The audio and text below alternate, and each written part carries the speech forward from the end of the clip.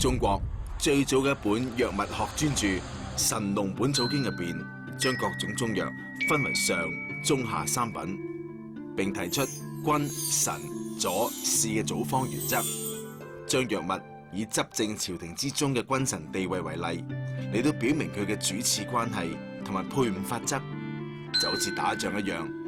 君藥就係全方嘅主力，臣藥對君藥起輔助作用，佐藥一般用於治療次要症狀，使藥就係使節，主要咧就係發揮引導諸藥之力，直達病所，消除毒副作用，調和藥性等等嘅作用。而甘草咧就係使用頻率最高嘅使藥。甘草係豆科多年生草本植物，佢嘅莖挺拔直立，根如圓柱，入藥歷史悠久，被列為百藥之首。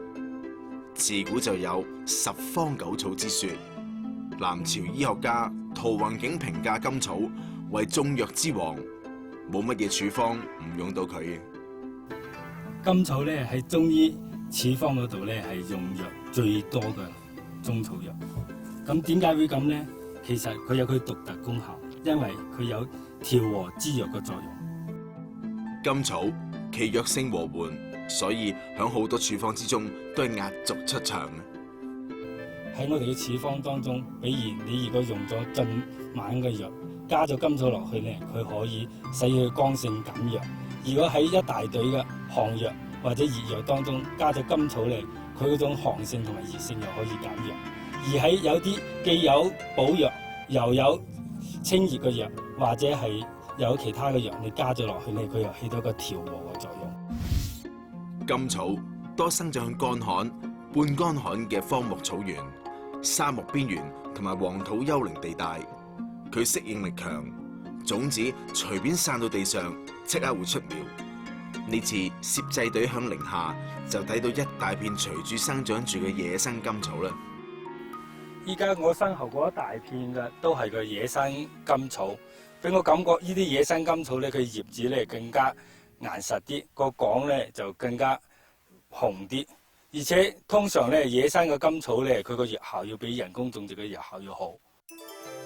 據測定，甘草中甘草酸嘅含量多響10%左右，仲有甘露醇、葡萄糖等等多種成分。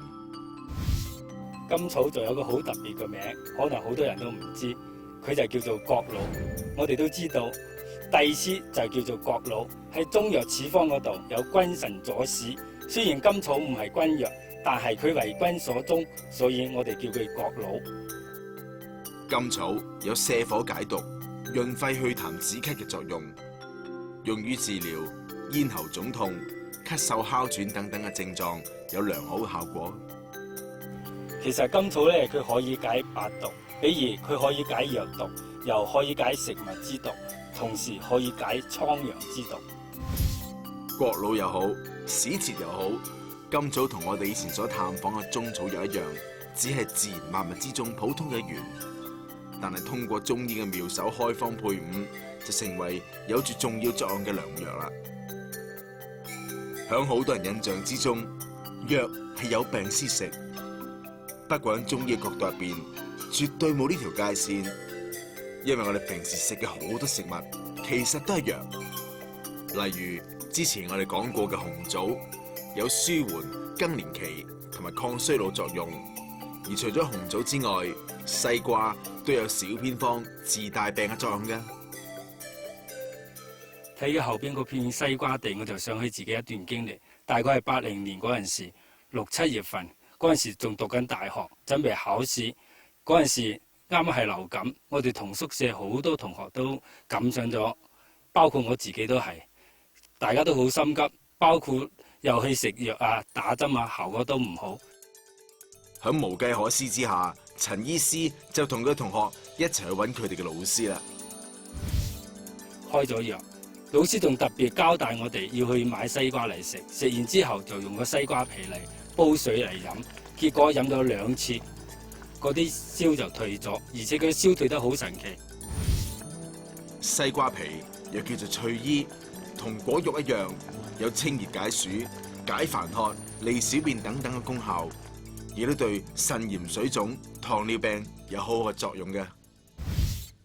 養芳草尋源嘅過程入邊，我哋仲喺海南島發現咗一種十分獨特嘅水果，佢亦都係有住好好嘅保健價值嘅。喺大溪地咧就有一種熱帶植物啦，咁佢生長咗一啲好特別嘅果子喎，咁就叫做樂麗果，英文咧就叫做 noni。咁最近呢幾年咧，樂麗果咧就被移植到海南島嚟喎。你睇下我身邊呢一大片嘅都係樂麗果樹啊！樂麗果係一種常綠灌木，開住白色嘅小花。佢特別之處咧就係一年四季都能夠睇到花同埋果實。響同一棵樂麗果樹都能夠揾到唔同成熟程度嘅果實，因為樂麗果成熟嘅時候就好似一塊塊麵包一樣，所以有人叫佢做麵包樹啦。阿羅醫生同埋陳醫生而家手上面攞住嘅咧就係樂麗果咯喎。係啊，呢個樂麗果咧好似個唔規則嘅水仔嗰樣嘅，佢上面有好多菠蘿丁嘅，等喺熟咗嘅時候咧都係要黃色變成白色噶啦。係啦，咁樂麗果成熟咗之後咧，係攞去做成一種保健飲品同埋凍乾粉膠囊嘅。咁因為咧樂麗果入邊含有20幾種嘅植物鹼，能夠提高人體嘅免疫功能。咁對於高血脂啊、高血壓啊同埋糖尿病有一定嘅輔助作用嘅。響中醫入邊，樂麗果屬於食療，唔屬於藥物，但係佢有好好嘅保健作用，但係都要根據自己嘅體質而飲用。咁過濾對樂麗果嘅藥用價值咧，有待於進一步嘅研究嘅。其實面對住大自然，人係非常之渺小㗎。咁但係人又好聰明㗎喎，識得積累經驗，利用自然，就好似有幾千年歷史嘅傳統中醫藥咁樣。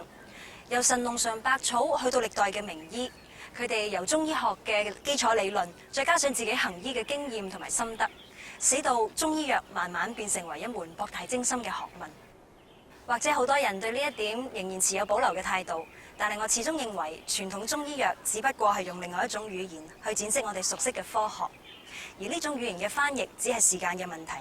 我希望呢個時間唔會太長啦。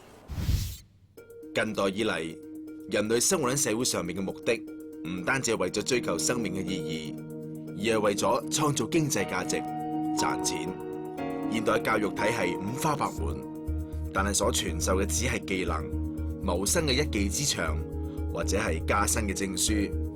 多少喺職場中精明能幹嘅專業人士，碰到人生嘅危機時候，茫然無助，甚至崩潰。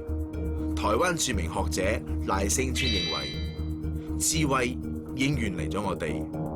響劇作《千禧夜我們說相聲》中，佢講到所有嘅問題就係因為而家冇人可以教我哋點樣生活，唯一能夠教我哋點樣生活嘅呢，就係媒體，而媒體所教我哋唯一嘅資訊就係買，盡量而趕快消費，買越多越好，越快越好。呢樣嘢已經成為咗我哋生活最高指導嘅原則，再冇任何指示我哋呢個心靈空虛嘅時代。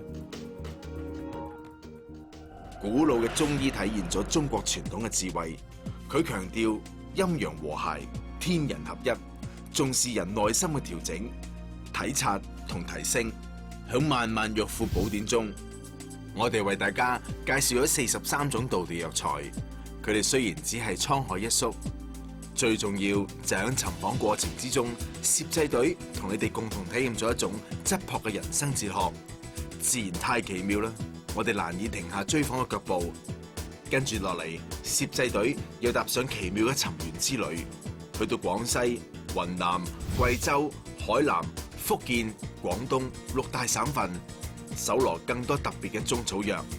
接住落嚟，你哋會喺春日萬難之中睇到自然嘅復甦、生命嘅奇蹟，更加去感受到各個地方唔同嘅文化，更會從養生嘅角度請中醫名家教授簡單嘅經絡拍打。想活得更健康，就請繼續收睇《芳草尋源》。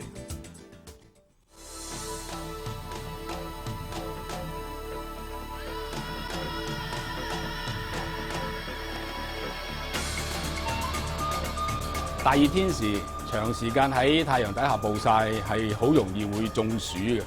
要防止中暑，首先就要飲多啲水。衣着盡量簡單，飲食就要盡量清淡啲。平時最好就煲多啲去濕消暑嘅湯飲下。